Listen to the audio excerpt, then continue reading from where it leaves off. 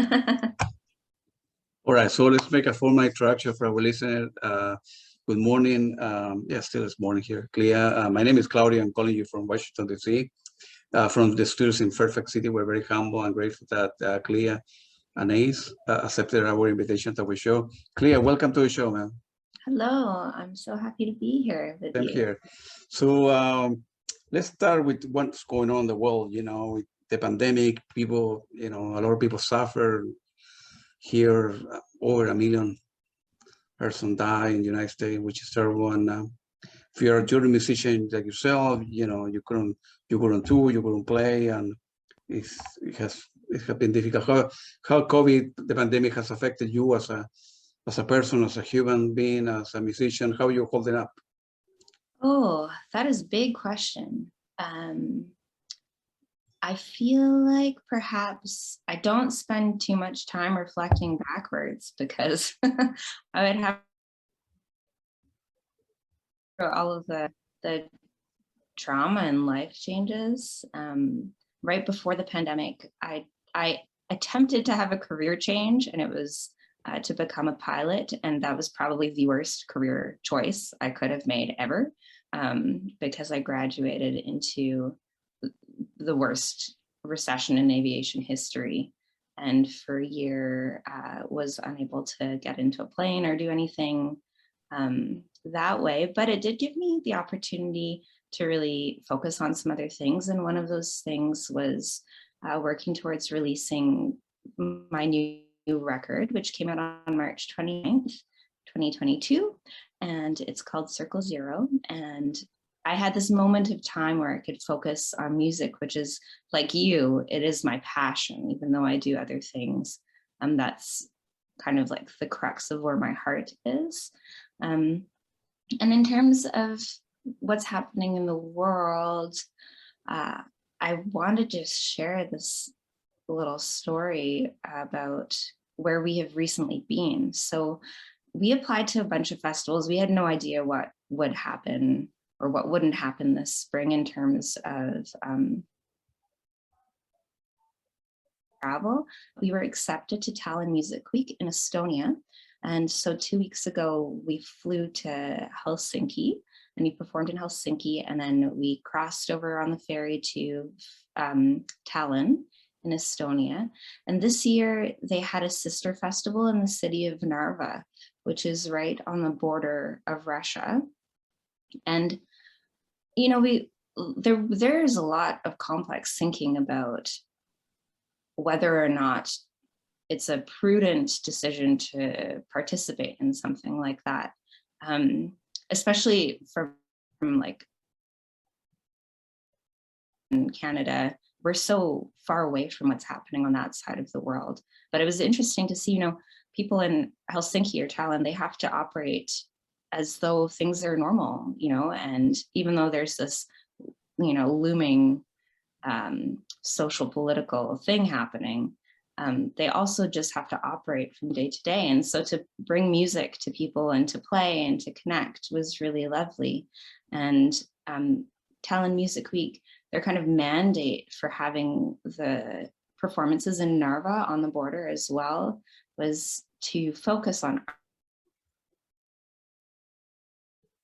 connection, the positives, kind of positive connections rather than polarizing.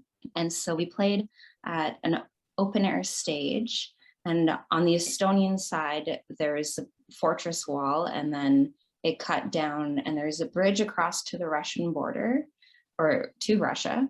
And then on the Russian side, there is this giant turret, and then the whole wall was the border as well. And so at one time in history, obviously, like it was just one space, shared space, but now there's a border where the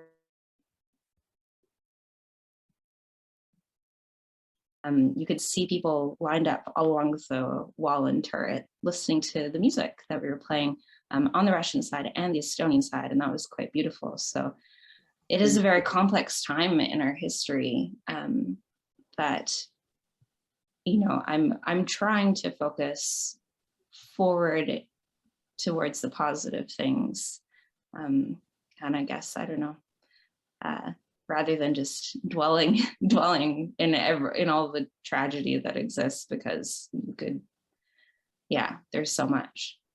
It's crazy, man. Yeah. Were you born like in a musical family? How old were you when you first began taking, I don't know, piano lesson or guitar lesson? Or... Yeah. So like you, I have a lot of older sisters. And I'm the youngest. I have 4 older sisters. Oh. And so I started playing cello when I was 3, because that was the instrument that was left over to be in the quartet or whatever. Cello was the instrument I was slated into. And I also took piano lessons when I was quite young. And I love singing, and I took some not vocal lessons, but I was in choir, and I absolutely loved that so much. So my parents kind of gave me a beginning in music through a classical lens, and by the time I was 13 or 14, I knew that something that really mattered to me in music was the creative part, not just the reproduction. And so much of classical is focused on re-articulating something and doing it accurately. It has been, transcribed by a person for many years ago. And something that was always fundamental for me was the ability to use the creative process of music to translate narrative and intent. And I love now that so much of my performance is about, connecting the intent of a song to an audience member and having them reflect back to me their shared experience of that. Yeah, man, that's a very nice way to put it. Great explanation. What kind of music were you listening at the time when you were, I don't know, high school or? I loved, Belle and Sebastian. Oh, yeah.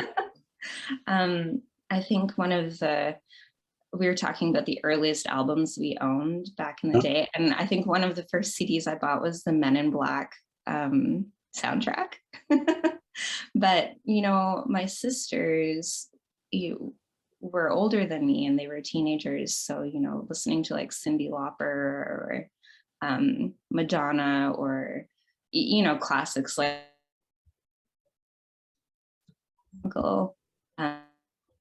those things weaved their way through my world. I feel like I didn't know many names while I was growing up.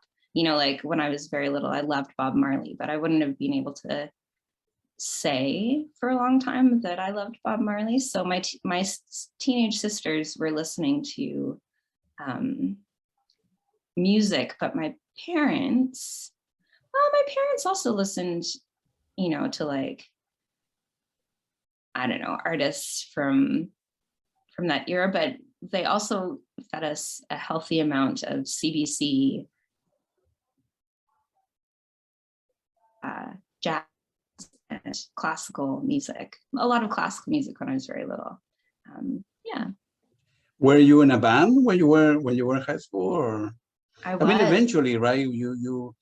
You're wearing classical music, but through your sister or the radio, you began listening more pop stuff, and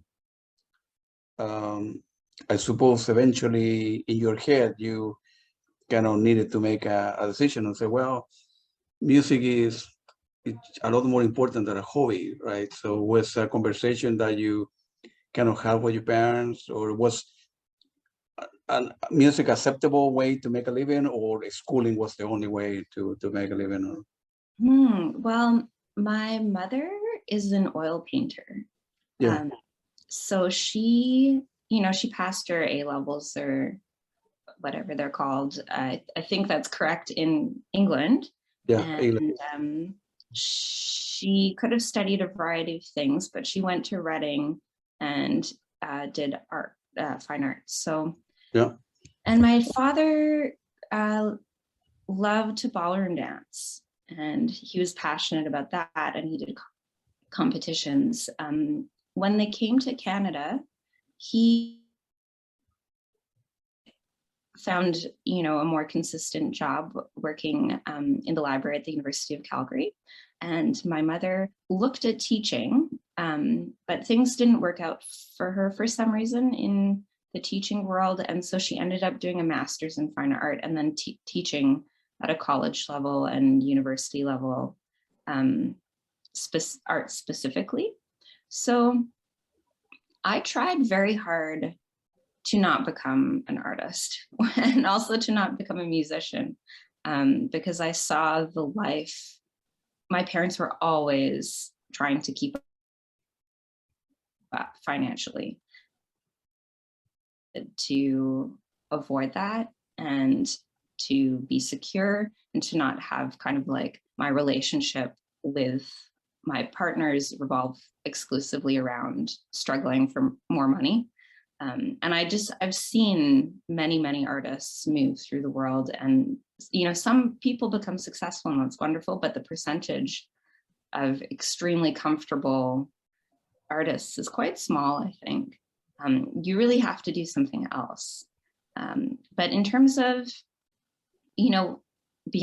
knowing that music was important to me, at a very early age, I was writing in my head or composing in my head. I would come out of orchestra rehearsals and my brain was being inspired to not just remember, but to create. And I think I moved quickly into writing lyrics and that kind of stuff, probably around the age of 11 or 12. And then by the time I was 13 or 14, I knew that I wanted to be in a band. And so when I was in high school, I started a band with two bands, played Battle of the Bands, that was all girls. And we were quite successful through high school. And I was lucky that in high school, I was surrounded by like-minded creators, and there's women who I still connect with and I still write with and I still perform with, even though they live on a, in different parts of the world. We still connect now and work through that process. And I think it was hard for my parents to kind of accept, because they had such a hard focus on classical music for some reason. But it wasn't until many years later where I was playing at the Calgary Folk Festival and I invited my mom down, and she had a festival pass and she could, have a glass of wine and have a meal provided and watch me on a really big stage in front of lots of people, that she began to appreciate and understand where I was going with things. But the sister who's closest to me in age took the classical route and went to Juilliard and then Yale and has a PhD in conducting. And that was kind of the more equally, definitely challenging, but traditional trajectory that I think was forecasted. So it was definitely a departure to be like an indie musician or a modern musician. Do you remember the first gig that you ever got paid for? I mean, that wasn't free or paid. The first gig I got paid, I don't remember the first gig I got paid for.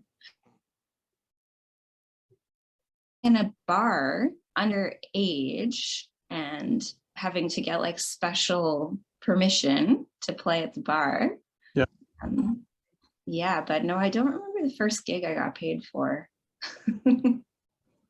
Well, in a bar, I think well, you need to be a certain age because they sell alcohol, right? So if you are whatever, a musician or artist, and you are 18 and the bar say, well, to buy alcohol, you need to be 21. I think you need to get, at least here in the United States, get permission from your parents or something like that, right? To go to probably the same law. Yeah. Yeah. What's your creative process like? When do you take the guitar and the piano, or you're driving a car and you start thinking about the melody's rhythm, or you are drinking a coffee or taking a shower and you can write a letter. Oh, I just saw a movie and I like the line, and I pick another line. And what's the the creative process for you to put together a song, or I don't know how? I feel like there are no rules specifically, but I do incorporate a lot of those diverse elements into the creative process. So and useful, like I will collect random lines or random sentences throughout the day, but I've also found that like a free form writing practice is great, and doing that early in the morning before your brain begins to make those literal connections between words and sentences is a great time to get down like abstract language. And so I'll go through kind of seasons where I'm doing a lot of just kind of free form writing. But then I also like to write intent. So things that move me or inspire me, or like whether or not it's within my life or, things I read about or people I connect with, I'll write around those concepts that I find moving. And I often feel like that translates well into connecting that harmonically with music. So from a musical perspective, sometimes I'll just have an idea, and then I go into a room and I,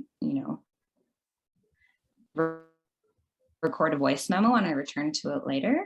But I connect the feeling of the music with the intent of certain words, and then begin to pair up what I have collected and kind of from each pile. Sometimes you just sit down and a song comes out. Other times you get to put the puzzle pieces together. And when I move into the studio, more and more, through years of experience, I like to reflect, probably like you. I feel like this is something you would do in an analytical way about, what's working, what makes people move, what do people love, how does something musical make an audience feel, and just be conscious of that in the background, and kind of like folding over a pastry, like fitting in these things, so where do we want the tempo to lie if we want the song to affect people positively?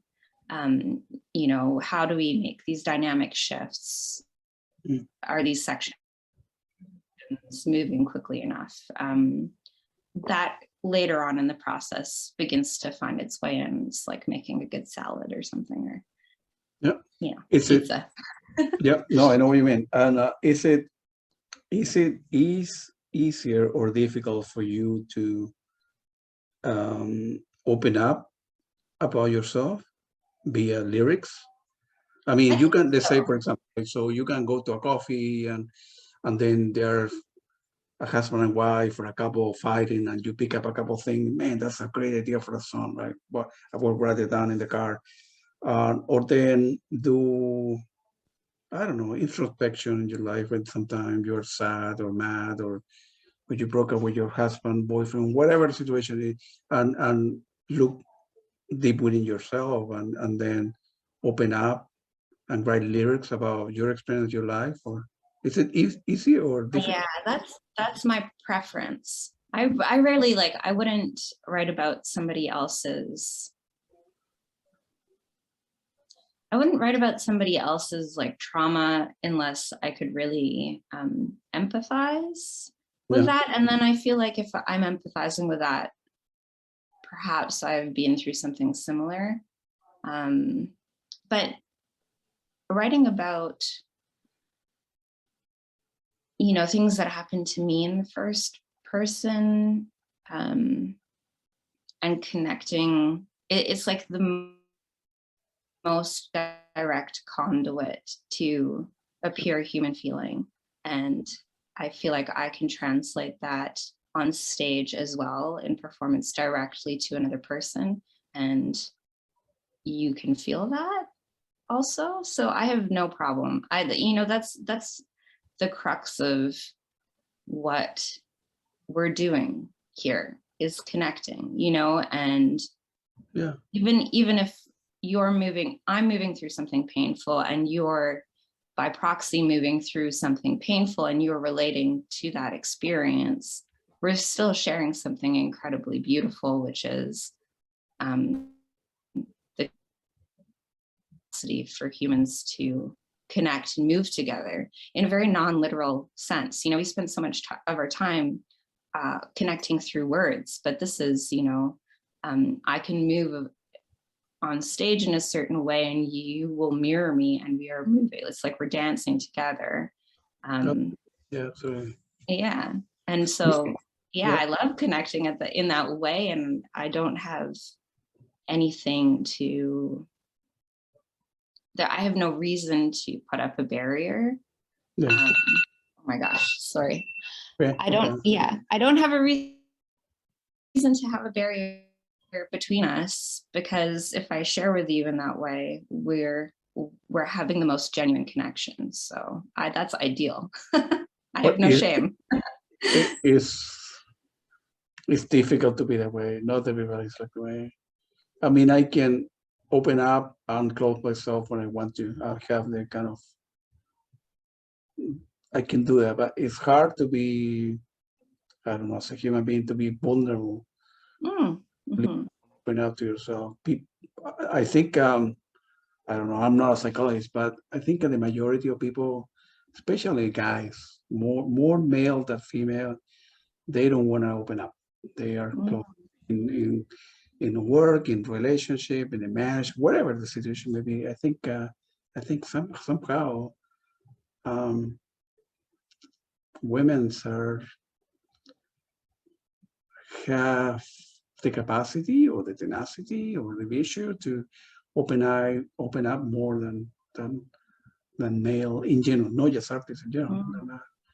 I should flip that script on you, because I think for me, part of it comes from having older siblings and just being crushed so many. You have like ego destroyed so many times that I can't, that there's no point anymore in caring. Fake it, right? Yeah, but a lot of people don't do it. Yeah, I see exactly your point. I see where you're coming from. But I don't know if I'm coming from, like, I don't know if it's a positive thing to say that. It's not like perhaps it's like an act of accepting defeat and then moving beyond it. And, perhaps, maybe those are population, maybe that population, kind of in reference to what we were talking about earlier, has to roll over faster and accept defeat. And, then you choose what you want to do, and you just do it because you aren't waiting for the world to catch up to you. Oh, great, excellent way to put it. Music is a beautiful thing, man. As I was telling you before, a lot of people ask me the same question. I don't know how to play any instrument at all. I don't know how to read music, nothing. But I've been listening to music for many years, and music is magic for me. It takes me places. It's a beautiful, I don't know how to explain it. And I buy a lot of music, and I own a lot of music, and I see, I don't know, 30 to 40 shows a year around where I live, and it's a beautiful thing. And I don't know how one day probably will be able to give a good definition, but it takes me places. I buy with music is well. I can, I don't know, get a beer or put my headphone and order a glass of wine, whatever, and go somewhere in my mind, in my head. So it's it's like escape in many ways. I don't know. Yeah, that's ideal. For me, that's the way it works for me, at least as a human being. Feel free to mention about, I think I read about connecting perspective initiatives. It was yes. one Yeah. the Consulate. Feel free to that. That's important thing. So what?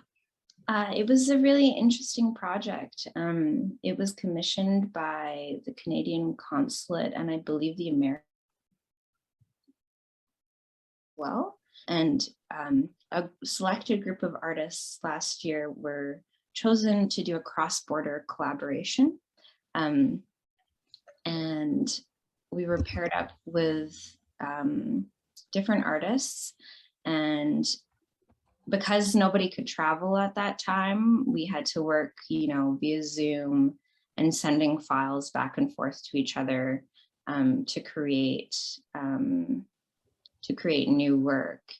And our work centered very much around kind of like fitting in to a mainstream narrative when you are you know, a person of color. And I'm very white passing, especially when my hair is lighter, but I am actually mixed all the time. Actually, the majority of people presume that I'm just white. And that's, so, you know, that was like an element of talking about, you know, self-identifying and like understanding who and where you belong and what narrative with you, and kind of coping, you know, with all of the different social things happening, you know, in the last couple of years with George Floyd, and then also, you know, for the Asian community, it's been a really hard time. And, you know, I think it's been really hard for a lot of artists understanding how to navigate that. This and the discussion between, you know, like, what is your story? Also a really important piece, right? And we've seen that in supporting a lot of different communities. You know, just because you see something tragic and you're like, this is terrible, and I feel something, doesn't mean that it's your narrative to talk about. And that's an interesting transition that has really flourished in society. So I don't know, it was a very interesting project. And we created a couple of pieces that live online now. And yeah. Good. Let's talk a little bit about your album. Feel free to elaborate in a couple of tracks, whatever comes to your mind. And Under the Blue of the Moon is a 2022 single. I really like that one from the album called Circle Zero. Under the Blue of the Moon is a little bit of a post-apocalyptic reflection. I was toying with the idea of, you know, coping with the end, which we have all, you know, I would be surprised if in the last 2 years anybody hasn't, you know, thought, you know, like, are we nearing the end? And hard thing to think about. And so really my exploration was about what freedoms do we have on the other side of these systems that we're a part of collapsing. And if they were to collapse, you know, is there a youthful freedom that you can explore? And so the vision in my head was really tied to, you know, like youthfulness and like getting from one destination to the next and traversing the desert and being wild and free and just being like the animal human that you are, beyond responsibilities to, you know, the economy or, you know, the structures that we live in. So that was kind of part of where that song came from. And then also there's a refrain, there is love and honor and love. And those two lyrics rotate. Yeah. And I thought a lot about the meaning. You know, there are many ways of interpreting that. And honor is such a charged word. And so it is on the surface very honorable to love. but then how are you loving, you know, and does your love restrict somebody with honor? Like, what does honor mean to you? And when you love through honor, is it really love? So just toying with that idea is, you know, like we watch shifts in the world, you know, and like more and more repressive regimes be created where honor is a major, what love means through that honor, and kind of just thinking about doing the right thing. Yeah. What's the meaning of Circle Zero? I don't know. I need to ask you. The title of the album. Yeah, the title of the album. I went through a lot of really major changes in my life when I started working on the record. I lost my father, and I had been with a partner for a very long time, who was also my creative partner in another musical project. And our relationship kind of went through a big dissolution. And that was also the moment where I decided to go back to school. And my whole, you know, everything in my life changed. And I really had to ask myself, you know, some fundamental questions about like, what is left? Who am I? Like, what is important to me? And so I liked Circle Zero as a title because it really brought me back to, you know, like circling the essential, the fundamental of who I am, and sharing that in a really transparent way. And I think like the album cover also is very, it's really, you know, there's nothing between me and the viewer fundamentally. So just that kind of basic transparency again is important there. Yeah. Are you like a sort of religious person, or whatever that means to you? I don't know. I don't know the answer to that. Yeah. I think I haven't made up my mind. Yeah, will be. I don't. Yeah, you mentioned a good point. Yeah, we live in crazy time, and we always have had. We live in crazy time. This world, World War I or II, and the problem in Russia is crazy. The way we're killing ourselves, and it's sad. Yeah, it's not good. It's unfair, you know, for some people. Yeah. In many ways, like I told you before, during the pandemic, you know, for the company that I've been working for, began working from the home, right? And I decided to open up the radio, and in many ways, you know, I want to give you a stupid answer, but the best thing that happened to me was the pandemic. It didn't so bad for many people that died or people that lost a job and so on and so forth. But I needed to reflect in what was important to me. I was going 1,000 miles an hour, right? And then I stopped and said, man, I may die, I may get COVID or this or that. And I examined my life, and I said, well, I'm doing a lot of stuff that's very stupid. I don't like to do them because I have to, perhaps.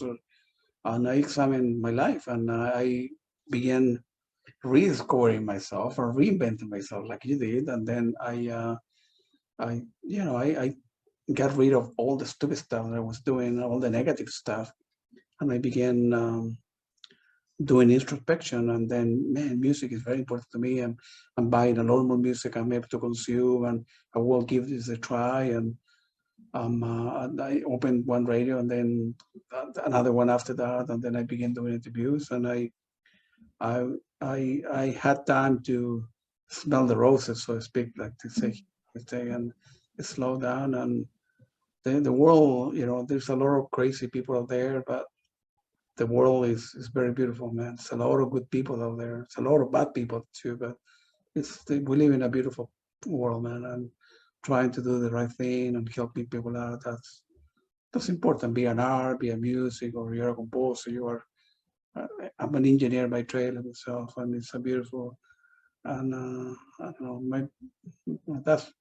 That's my opinion right now in 2020, May 29th. You know, it's a lot of good people out there. Yeah. I love your optimism. Uh, It's great. you have to be that way. And, you know, and I don't know, I will say this in camera, I don't care. I have seen the other side, let me put it that way. And one day I will explain what I mean by that. So when we cross over and yeah, I have had many kind of experiences in my life. You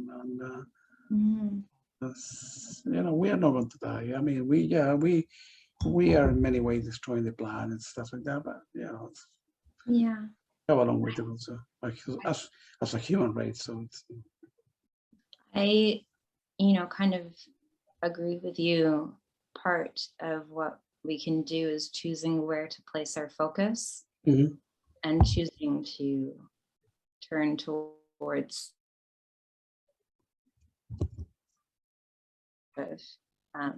is a good place to start. Imagine if everybody woke up tomorrow and decided to focus on the positive, and how that incremental change would impact the world if everybody did that for 2 months. And especially all of the leaders who are focused on destructive policy. Yeah. If we all, just tried every day to work towards making the world better for everybody. But yeah, I think we're on you can do that in your case. You do through music, right? People pay a fee to come see music and see a concert of yourself, and think, forgetting about their own world, their own problems, and getting a beer, a glass of wine, whatever, and enjoying good music for 2 hours or whatever. I love that. That's the idyllic. That's my, that's something I truly love about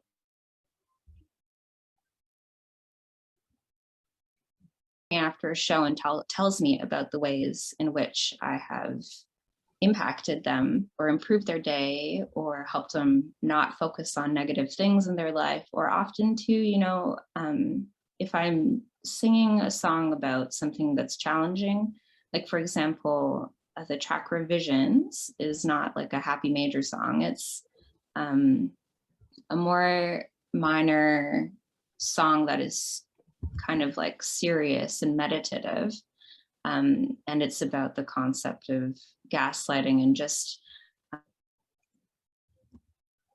see somebody and watching them evolve, so many times, and just not understanding which version of yourself and of them to trust.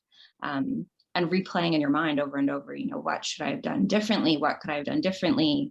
And not having any control, because the control is held by the other person. But then if I share this experience at a show, and somebody comes to me and they talk about their experience, then we've opened up, potential for positive change. So your music and your lyrics, it could, I'm quite sure it does resonate with many people. And then a lady or a guy after the show may come to you, man, that song number 3 in your list and really resonated with me because I have a similar experience or whatever that may be. And as an artist, everything, right? So I'm glad that you have tour and you have playing in Canada, Japan, Europe, the UK, New Zealand. Any particular venue or any looking back in your life, any particular concert or venue that stay in your mind and you can say, man, that day in whatever in UK, everything works out. The equipment was sounding good, the light were good, the atmosphere, the people were friendly. It ever happened to you like an artist? They say, man, there's some gigs that I didn't like. The weather was crazy. The people were, I don't know, stupid, or the equipment wasn't great. Or Any particular grade, that venue that you say, man, that was the best show that I could have done in my life? Or Well, I do feel like that show on the Estonian-Russian border was really pivotal for me, in terms of where it lives in my trajectory. It's a thing that I won't ever forget. And the sound also is amazing. Great sound person.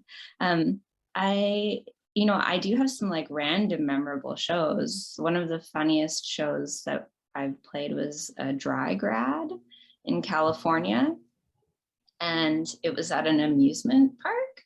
And so we had free tickets for all of the rides for the whole evening. And it was, for a bunch of teenagers who couldn't drink. And that's exactly, they're the most grateful audience. And it was just so much fun and such an amazing crowd. And really what makes a wonderful show is not necessarily the size, but the reception there is to what you're playing. So I think that's a great show. My first show back to after the pandemic was in somebody's backyard, and it was open air and tickets were sold in advance, and there were, beautiful lights, and there was a big hill and we played at the bottom of the hill, and it was idyllic. And we were all so excited to be back playing music, and it was a beautiful experience. And then the very next day we played one other show, and it was at an art gallery opening. And I thought that, it would be casual and maybe, attended by a couple people at a certain time. And the venue was packed, and it was so loud that the guitarist and I were talking about what song we would play next, and we couldn't hear each other standing next to each other. And the volume of talking was so loud, and it a slap in your face reminder of the reality of what it is to be a musician. So I had both things back to back, the best and possibly the most stressful. Yeah. Yeah. Wow. It put me back in my place. Yeah. It was humbling. You both have been compared, I think, in many ways. I read somewhere to Lana Del Rey or Japanese Breakfast. Actually, the lady from Japanese Breakfast are going to be interviewing her next month, I think, July or June, somewhere. Oh, that's a real compliment. So what do you think about Lana Del Rey or Japanese Breakfast? I'm quite sure you have heard that from more than one person. They're great. Yeah, they're wonderful. They're great. You can tell her that if she wants somebody to open for her on tour, I'll be there. Yeah. That's a very flattering comparison. I don't ever, I don't enter the process aiming to sound like somebody. And even genre-wise, that's not something I consider. The computer has, through the algorithms, told me that our genre is shimmer pop, which is great, because now I don't have to tell anyone anymore. I don't have to decide how to self-define. I can just give the computer's answer. But yeah, I'm very inspired. There's so many phenomenal women musicians out there. Like, I love Mitski as well. And there is this band called Flock of Dimes. I don't know if you've heard of them, but she is a phenomenal songwriter and phenomenal vocalist as well. I hope you enjoy her work, because I know you're gonna look it up. And yeah, it's an inspiring time, and it's a really wonderful time to be a musician as a female artist, particularly as like a mixed female artist. There's more opportunity right now than I've seen, for many years. It's like the world is ready to listen. Or wants to. And mostly really what it is that industry is beginning to open up space. I think the audience has always been there, but industry is kind of the gatekeeper of what can really flourish. And for a long time, it was like a certain sound and a certain look is what will drive economic factors. We know that this formula is successful, so we're going to repeat this. And you know, with the advent of social media and TikTok and all of these other things, we're beginning to see like there is an audience, and the audience is choosing what they're watching. And that means that there is space for new, you know, personal narrative and cultural narrative and experiences that, you know, American kind of picture of who we are, you know, what the realities we live in are. So it's an exciting time. Absolutely. I last night I saw the video from I think Under the Blue of the Moon. It was YouTube somewhere. It's a very nice production.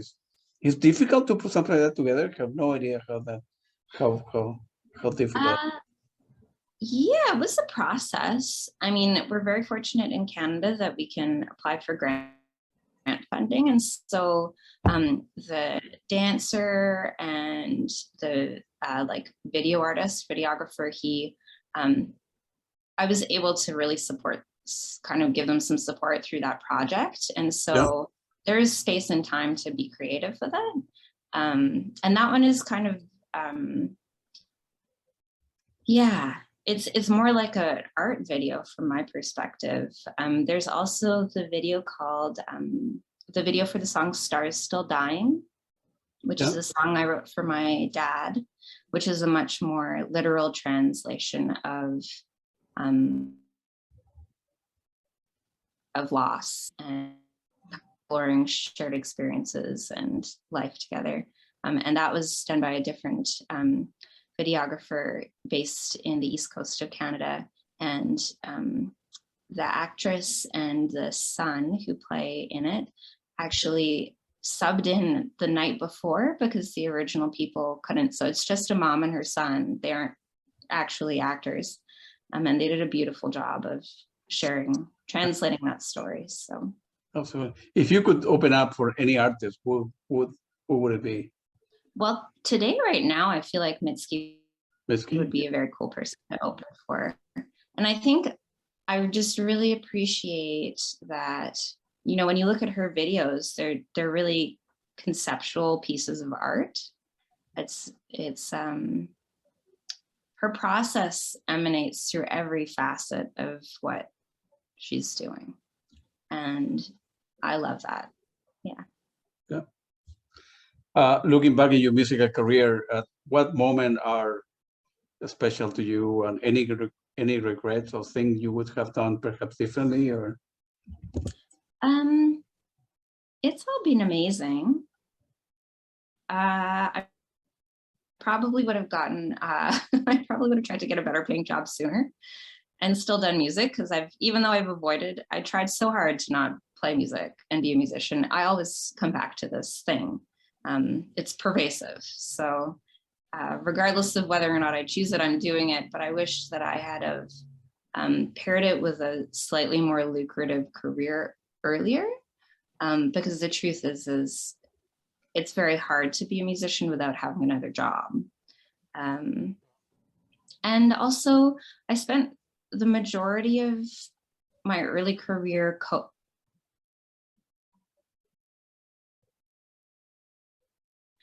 but it wasn't until the end of that project that I began doing solo writing, like solo work. So this record, Circle Zero, is my very first kind of fronted album. And maybe it just happened at the right time, but in hindsight, I should have believed in myself sooner and followed that path sooner. Yeah. Yeah. I think as an artist, my humble opinion, you don't have an option. So music chooses you, not the other way around. Yeah. So you try to, and I see in my life too, right? You on one hand, art versus making money, a job, schooling, and the stuff come back to you, stuff come back to you, stuff come back to you. You postpone it for a week, for a month, for a year, a new boyfriend, a new girlfriend, whatever, but the stuff come back to you. So in a way, I don't know, maybe we don't have a choice.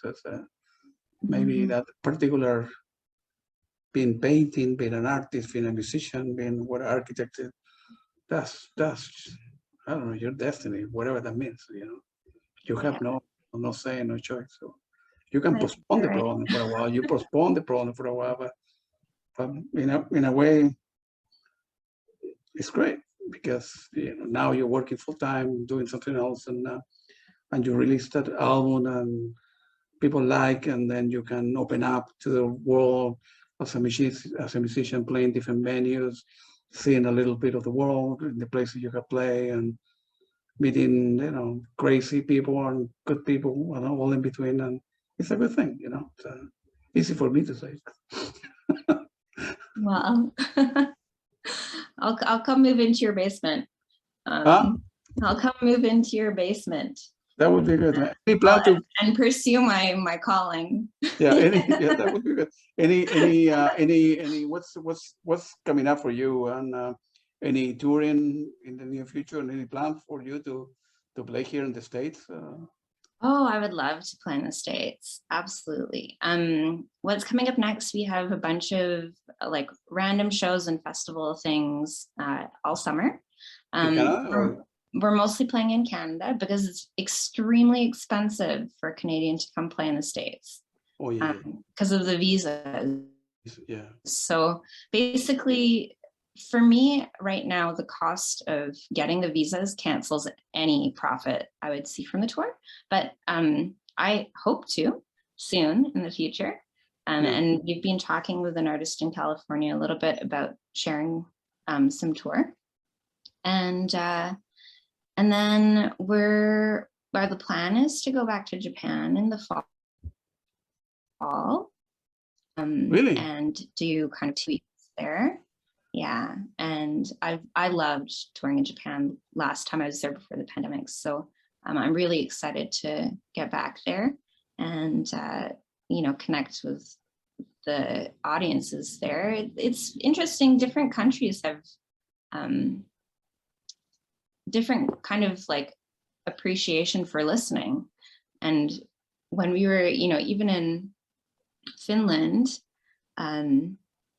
we were at a bar and everybody was at the bar and chatting and talking, and we were about to start, and I thought nobody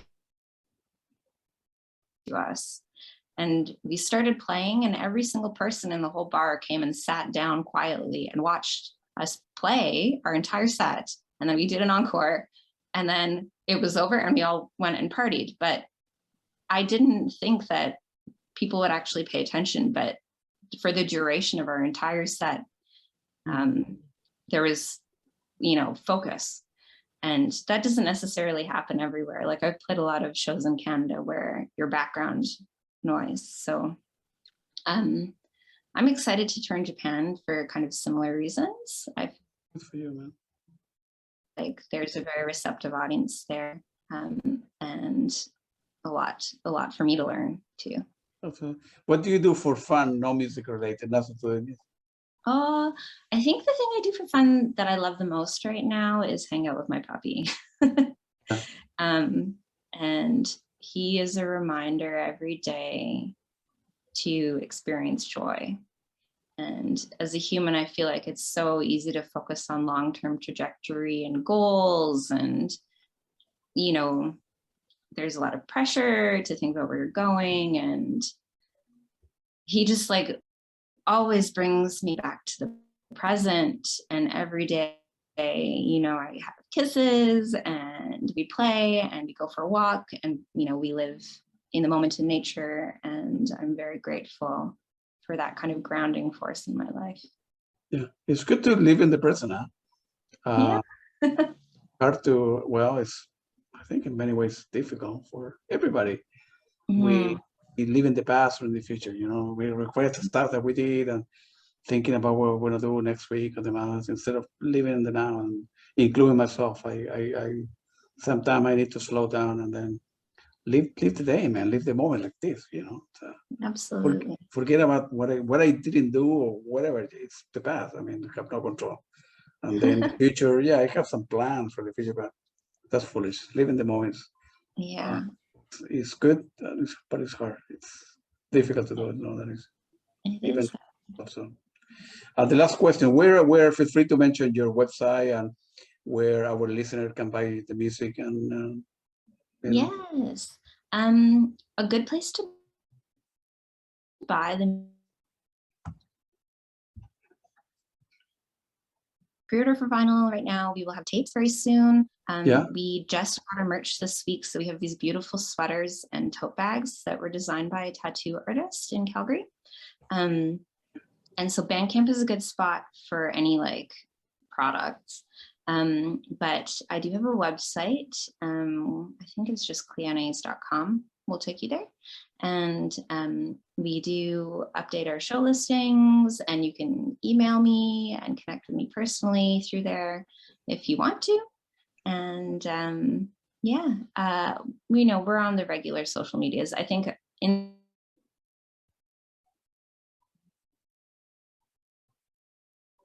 updates and post photos and stuff, but please connect with me in any way you want. All right. It was very nice talking to you.